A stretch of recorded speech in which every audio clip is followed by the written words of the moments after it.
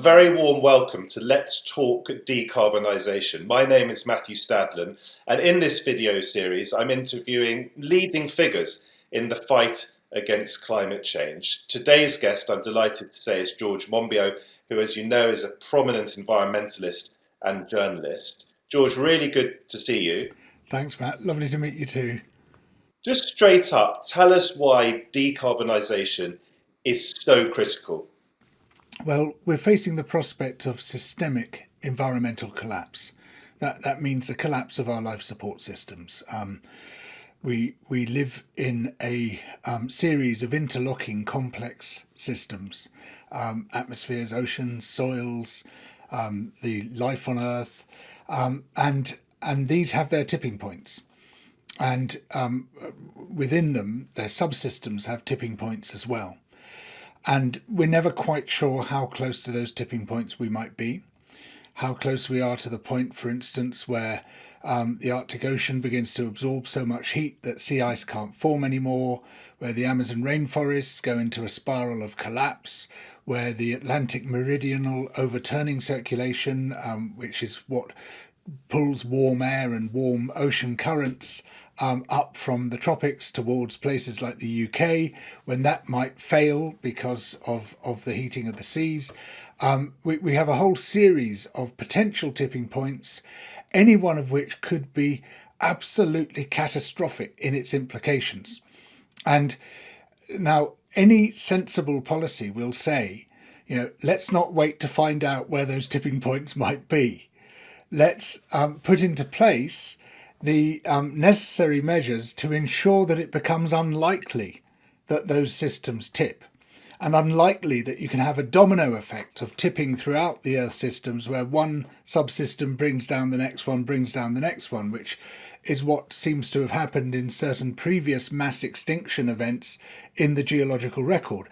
Let's not be in the middle of a mass extinction event.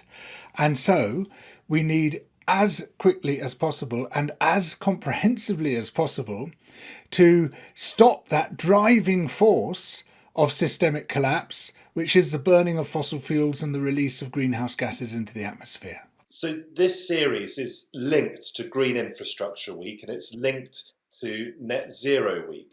And we want to convince businesses, but also consumers, all of us, to do our bit. Can fear work? Because in the past there's been some skepticism about that, but we don't really have an alternative now, do we? Because things are so frightening. So I've spent 37 years now as an environmental journalist and activist, and have tried every single possible way of arguing the case. The fear, the prize, the optimism, the pessimism, just the grabbing people by the lapels and shaking them, whatever. None of it is guaranteed to work, because we have a sort of innate tendency not to hear the bad news, to not to believe that things could be as bad as the scientists are saying they could be. And of course, we have the enormous weight of legacy industries with their sunk costs, their vested interests, saying we don't want to change. We don't want to have to switch away from all this, because that means fewer dividends in our pockets. That means less remuneration for the chief executive, unhappy shareholders, unhappy board members. They don't want it. And so you're just going smack into the forces of denial again and again. And I can't tell you what works, because nothing is guaranteed to work. We just have to keep trying every single creative way of getting people to pay attention, of getting them to understand just what a predicament we face and what is needed to get out of it. When I was an LBC radio host on national radio, I tried to make climate change and the risks attached to it accessible to my listeners. And one of the ways that I hoped to do that, was to talk about the possibility of mass migration events in the future if we don't get this right. You talked earlier about the catastrophic impacts of climate change. In everyday language, George, can you explain to our viewers what that means for us as human beings? Well, as it happens, right at this moment, there are 60-mile-an-hour winds outside because of the massive storm that's passing through. One of the biggest ones in the instrumental record to have come through the UK. Now, you can't say this storm would never have happened if it were not for global heating, but what you can say is that the incidence of events like this rises as a result of global heating.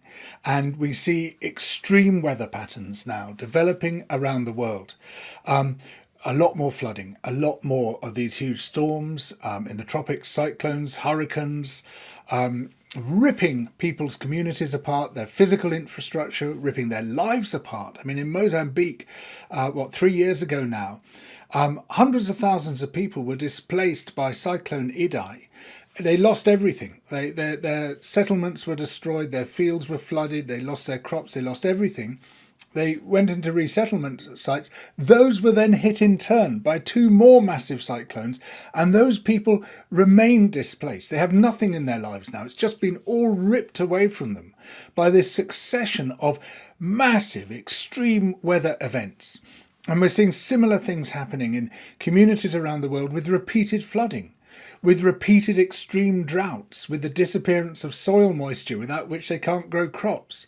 And we're going to get hit again and again and worse by these extreme events if we cannot put a lid on this, and put a lid on it very quickly indeed.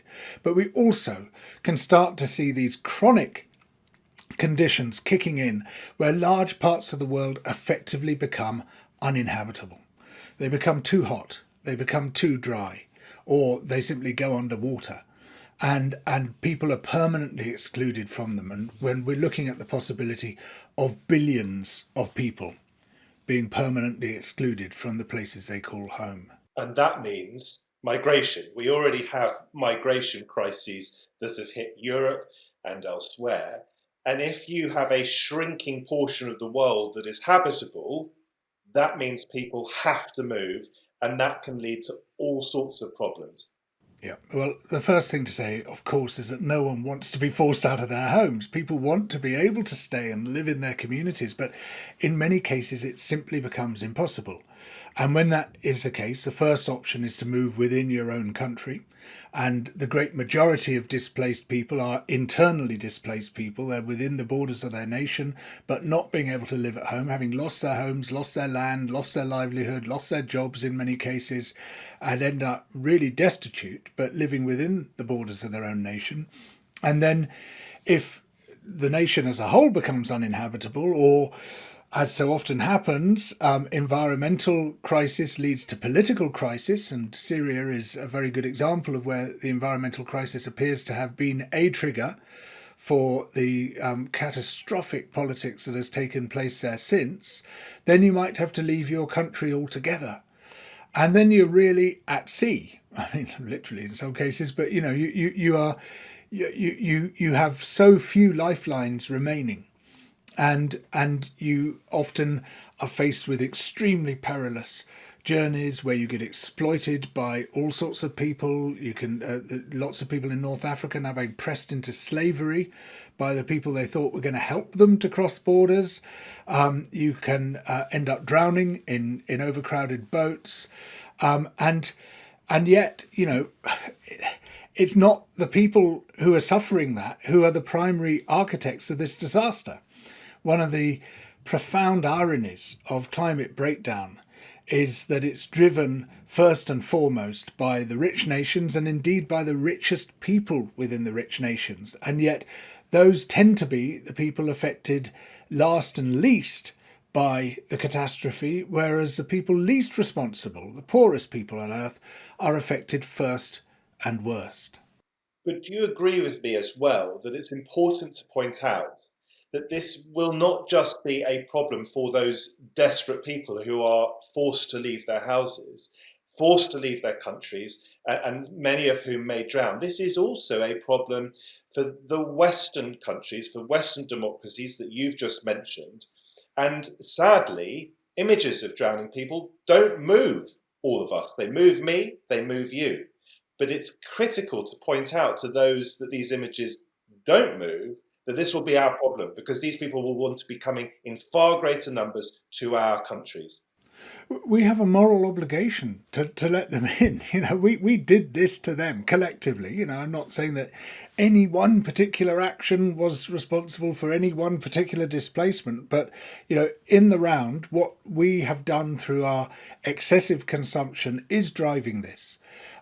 We have an obligation to open our borders to climate refugees, and a lot of people really are going to hate that. And one of the things I fear is that as large numbers of people flee their countries, are forced to flee their countries, we'll see a resurgence of far right politics, and far right politics is absolutely inimical to effective climate action. Right across the far right, we see figures saying, no, we shouldn't take any action. I mean, far right politics is inherently corrupt. It's very easily bought by fossil fuel interests and oligarchs and other people with an interest in not changing anything. And so, often the people who claim to be, we're standing up for the ordinary people of this country are actually standing up for billionaires, are actually standing up for powerful corporations. And so you have this sort of double whammy, as Laurie Laybourne from the IPPR think tank has pointed out, of the impacts of climate breakdown, driving refugees, forcing them towards our countries, and then the very people who have prevented action from being taken, using that as a sort of political fuel for their scapegoating and their far-right politics. Explain, please, briefly, why it is that green infrastructure specifically, because there are all sorts of different ways that we emit carbon dioxide and other harmful gases into the atmosphere, but green infrastructure specifically matters. So infrastructure is what locks us in to fossil fuel use. If we have no choice but to travel by car, for instance, we have no choice but to use an extremely earth-hungry form of transport. Now, even if you switch eventually to all electric cars, you're still talking about a massive demand for materials. All the copper, all the lithium, all the cobalt, all the other materials required to replace those millions of internal combustion engine cars with electric cars. It's a phenomenally inefficient way of running a transport network. But if instead you were to say, right, we're going to have a system which is principally run on mass transit, on public transport with highly effective trains and buses, but also on active transport, making it just much easier and safer for cycling and for pedestrians, then you massively reduce the environmental impact of that system. But, if people want to cycle today in a city which is extremely hostile to cyclists, well, very few of them are going to do that because it's so dangerous. You have to have the green infrastructure to make it viable for people to make the right choices. And the same applies right across the board. Every form of infrastructure locks in choice. It either locks in the decision to continue using fossil fuels, or it locks in the possibility of a better future where we decarbonise and reduce our general environmental impacts, while also building community, making ourselves fitter, being outdoors more, all the other things that we know are good for us. So here in Britain, consumers are right on the doorstep, right on the threshold of a huge hike in their energy prices. The cost of heating our homes for most of us is just going to skyrocket. What do you say to those people who think that being able to heat their homes, keep their families warm, is the priority, and that we shouldn't be asked to pay green levies? Green levies shouldn't be part of our energy costs. How, in other words, just to pull the focus back for a second, how, in other words, do we manage to tackle climate change and live in a sustainable planet while living in a sustainable, affordable way? Well, this is a classic example of how bad infrastructure choices have led to bad outcomes, not just environmentally, but socially as well. Had we made a transition to an alternative energy economy as quickly as scientists and campaigners were calling for us to do so, we wouldn't be hooked on fossil gas to the extent that we are, and we wouldn't be paying these humongous new fuel bills as a result of the price of fossil gas rising so far and so fast. And you get all these sort of conspiracy theorists, including the MPs and the net zero scrutiny group, say, oh, this is all because of green policy. It's exactly the opposite. It's because the global price of gas has gone through the roof. The fossil fuel companies are coining it, and you're having to pay for that through your fuel bills. Now, what we've seen in this country is not just the failure of energy infrastructure, but the absolute failure to bring our homes up to 21st century standards. And we did have some relatively good programs, never sufficient, but okay, until David Cameron came along and just slashed them. He slashed the Green Homes Grant. He slashed other funds for upgrading your home and making it energy efficient.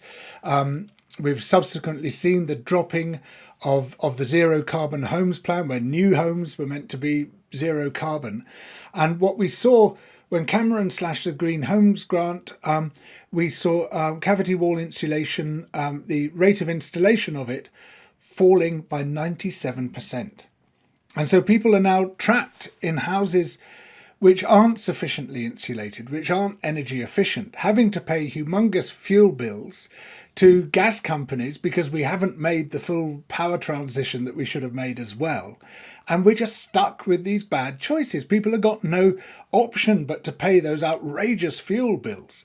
But that's not in any way because of green policies, it's because of the lack of green policies. The two things should and could easily go together. How do we get out of it now in the short term? Because the climate emergency is just that. It's an emergency. It's urgent. And yet, obviously, people have to be able to keep themselves warm and not be forced to choose between heating and eating. So what is the short-term solution here? Right. Well, in the shortest term, what we need to do is to have a windfall tax on the energy companies who have been making phenomenal profits. I mean, Shell and BP are anticipated to make $40 billion between them this year in profit. Yeah, and that money, we should be harvesting that money. The Treasury should be harvesting it and using it to take the sting out of energy bills, to give people these massive energy rebates, and at the same time to pay for a crash course in upgrading our homes, employing loads of people, insulate lofts, cavity wall insulation, energy efficiency measures. There's a whole load of things that can easily be done. Now, we do have pretty shoddy housing stock altogether. There's fundamental problems with it, but a lot of those problems can be fixed. At the same time, it's really important that the new homes we build are built to the highest possible specifications, because otherwise they're just going to have to get retrofitted at great expense and far less effectively than if you built them right in the first place. And consumers are starting to realise, because these sorts of energy stories are hitting the headlines more and more frequently, consumers are starting to realise that mortgages are going to be much more expensive if houses are not properly fitted out. Landlords could be penalised and so forth. So there is a sense in which we are now coming face to face with economic consequences if we don't get a grip. I want you, though, for a moment, if you don't mind, to speak directly to business, because there was an alarming story this week that some big banks have still been investing heavily in coal power. What is your message to big business, but also business in general, in terms of moving forward in a sustainable way? Can you convince them, George, that in order to continue to be profitable, they are going to have to, in the here and now, start being properly green? Yeah, I don't know if I can, because I think what really counts is government policy.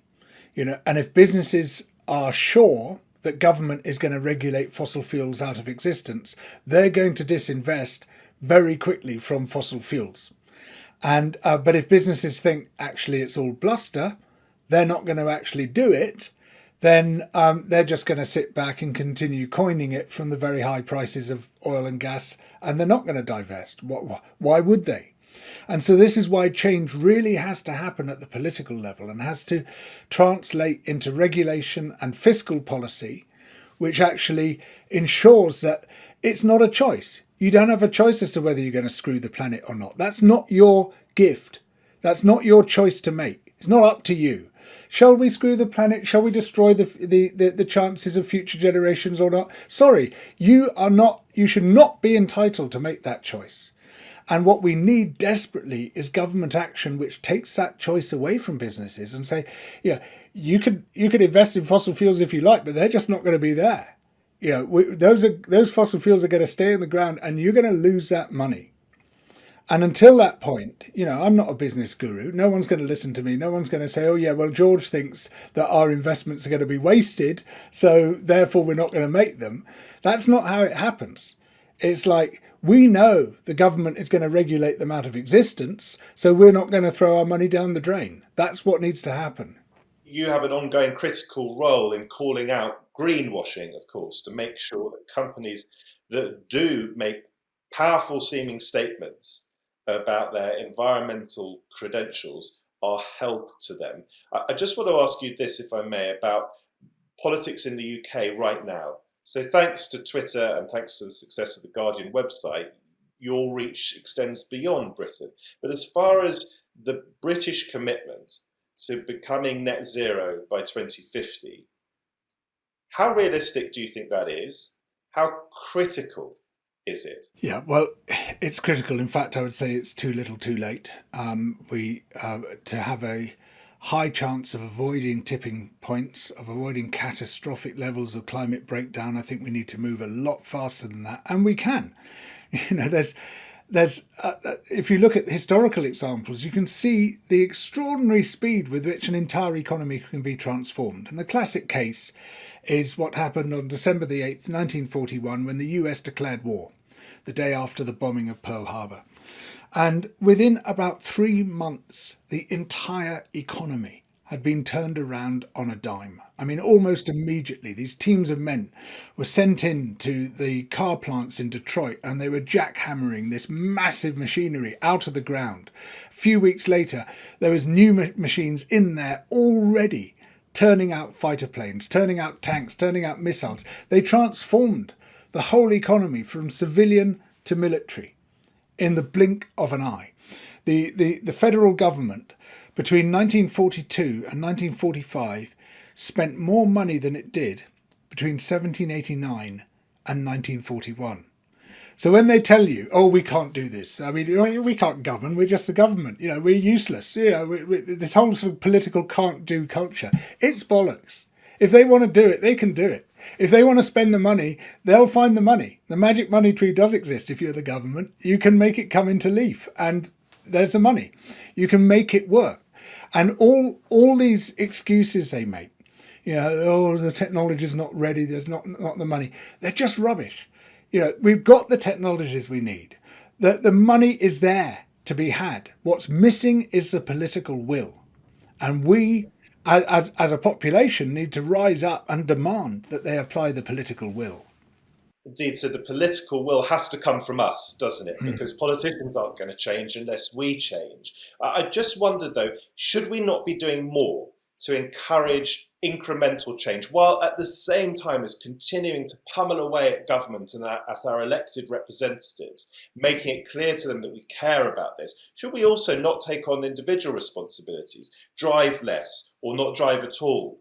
Spend a bit more money on insulating our own homes if we can afford it, eat less meat or no meat at all, and so forth. Can we not also say to small, medium, large businesses, don't wait for government, because government might be too slow. Government so far has been too slow.